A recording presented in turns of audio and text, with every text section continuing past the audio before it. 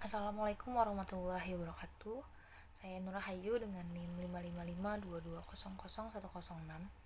Di sini saya akan membahas mengenai materi Analysis of Conflict dari buku Scott pada chapter 9. Oke, langsung saja masuk ke dalam pembahasan. Yang pertama ada overview dari chapter 9 ini. Mau dituliskan bahwa guna memahami kepentingan manajemen terhadap financial reporting, kita perlu mengenal beberapa model dari game teori. Game teori mencoba memodelkan dan memprediksi hasil dari konflik yang terjadi antara individu yang rasional. Konflik merupakan karakteristik dari economic konsekuensi. Agency teori merupakan versi dari game teori yang memodelkan proses kontrak antara dua atau lebih orang, karena masing-masing pihak yang terlibat dalam kontrak mencoba untuk mendapatkan yang terbaik bagi dirinya sendiri. Maka konflik juga terjadi dalam agensi teori. Game teori membantu kita dalam memahami bagaimana manajemen, investor, dan pihak lain secara rasional menghadapi economic consequences dari financial reporting, game teori, dan agensi teori relevan terhadap accounting. Net income yang dilaporkan dalam konteks kontrak memiliki peran yang berbeda dari perannya sebagai pelaporan pada investor. Perannya adalah untuk memprediksi payoff dari aktivitas manajer saat ini. Net income juga harus sensitif terhadap usaha manajer dan precise atau keakuratan dalam pengukuran usaha manajer. Kemudian di sini dijelaskan mengenai understanding game theory. Game teori membahas beberapa masalah dalam teori akuntansi finansial. Game teori menunjukkan reaksi antara dua arah atau lebih.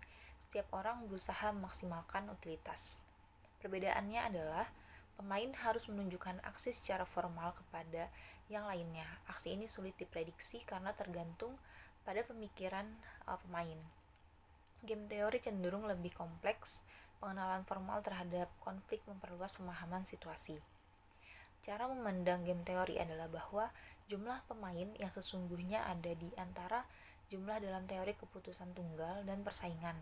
Dalam teori keputusan, ada pemain tunggal yang memikirkan realisasi keadaan seseorang. Jika persaingan sempurna, jumlah pemainnya sangat banyak sehingga aksi seorang pemain tidak mempengaruhi persaingan. Kemudian ada beberapa tipe permainan. Salah satu dasar klasifikasinya adalah kooperatif dan non-kooperatif. Dalam permainan kooperatif, pihak dapat masuk dalam perjanjian penawaran. Penggabungan adalah contoh permainan kooperatif tadi. Dan penggabungan dapat mendorong perjanjian penawaran. Industri oligopolistik adalah contoh permainan yang kooperatif. Dalam yurisdiksi di mana perjanjian perdagangan bersifat ilegal. Kita akan menggambarkan kedua tipe permainan ini dalam pengembangan kita. Sini terdapat non-cooperative game model of manager investor conflict. Konflik antar konstituensi atau kelompok user laporan keuangan dapat dimodelkan dalam sebuah permainan ketika keputusan dari masing-masing konstituensi tidak dapat disatukan. Investor menginginkan informasi yang relevan dan reliable dalam laporan keuangan untuk membantu menilai risiko dan expected value dari investasinya. Sedangkan manajer tidak ingin mengungkapkan semua informasi yang diinginkan investor. Manajer lebih suka tidak mengungkapkan kebijakan akuntansi apa yang digunakan sehingga dia dapat memanage profit dengan directionary accrual dan mengubah kebijakan akuntansi. Selain itu, manajer juga takut jika terlalu banyak informasi yang dikeluarkan akan menguntungkan kompetitornya. Nah, situasi seperti ini dimodelkan dalam non-cooperative game karena sulit untuk mencapai binding agreement antara manajer dan investor mengenai informasi spesifik seperti apa yang harus disediakan. Kemudian sini ada some models of cooperative game theory. Nah, agreement yang menggambarkan cooperative behavior juga disebut juga sebagai kontrak. Nah, dua tipe kontrak adalah employment kontrak, itu antara perusahaan dan top manager, dan ada lending kontrak, itu antara manajer perusahaan dan bondholder. Agensi teori merupakan cabang dari game teori yang mempelajari desain kontrak untuk memotivasi rasional agent agar bertindak berdasarkan kepentingan prinsipal ketika kepentingan-kepentingan agen bertentangan dengan prinsipal.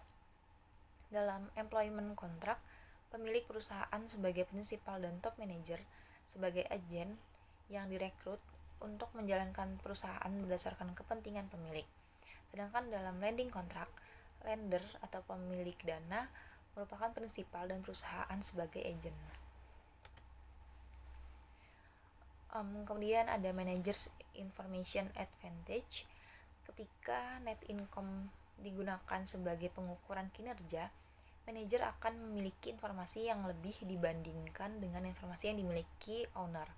Hal ini disebabkan manajer mengendalikan sistem akuntansi perusahaan, sedangkan owner hanya dapat mengamati perusahaan berdasarkan net income yang dihasilkan oleh manajer, sehingga memicu terjadinya earnings management. Nah, berdasarkan teori, kontrak kompensasi untuk manajer bisa saja didesain untuk memotivasi manajer agar melaporkan earning sesungguhnya atau mengeliminasi earnings management. Tetapi tidak dilakukan dalam prakteknya karena biaya sangat mahal. Nah, GAAP dapat digunakan untuk membatasi range sejauh mana earning dapat dimanage. Akuntan dapat memberikan insentif bagi manajer untuk bekerja keras.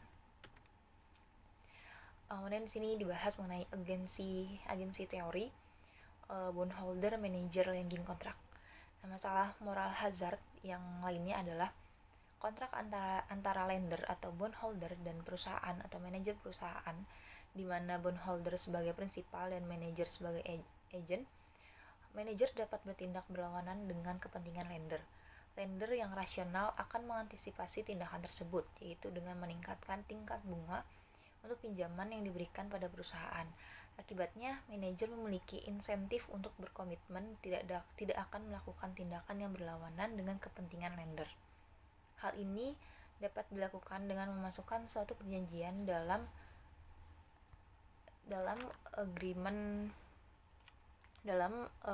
lending agreement, yaitu bahwa manajer setuju untuk membatasi dividen yang dibagikan dan membatasi tambahan pinjaman selama hutang masih belum lunas.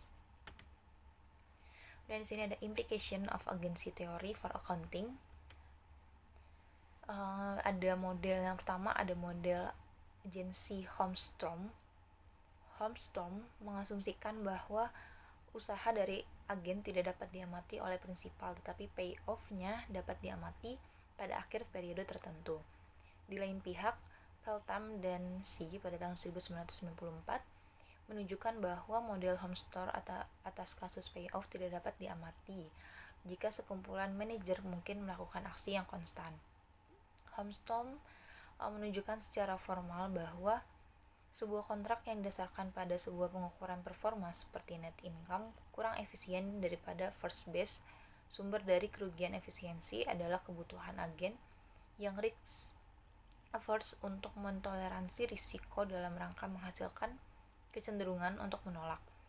Hal ini mengakibatkan munculnya sebuah pertanyaan, apakah second base kontrak dapat dibuat lebih efisien dengan mendasarnya pada pengukuran second performance dalam penambahannya pada net income. Sebagai contoh, harga saham juga merupakan informasi mengenai performa manajer. Kemudian yang kedua, di sini terdapat rigidity of contracts. Kontrak cenderung untuk rigid pada waktu ditandatangani. Nah, alasan untuk rigiditas ini memerlukan beberapa diskusi. Di lain pihak, kita mungkin bertanya, jika konsekuensi ekonomi mempunyai tempat dalam kontrak yang diikuti oleh manajer, mengapa tidak menegosiasi ulang kontrak yang mengikuti perubahan dalam GAAP atau state realisasi lainnya? Nah, kontrak yang tidak mengantisipasi semua state realisasi yang mungkin adalah tidak lengkap. Membangun sebuah provisi normal untuk negosiasi kembali kontrak di bawah tangan adalah mungkin. Nah, namun jika negosiasi kembali tersebut adalah baik untuk manajer, prospek dari negosiasi kembali tersebut mengurangi usaha insentif manajer yang tidak termasuk dalam ketertarikan investor. Dan yang terakhir di sini terdapat materi mengenai Reconciliation of Efficient Securities Market Theory. Dibahas bahwa agensi teori mendemonstrasikan kontrak kompensasi yang mungkin paling baik.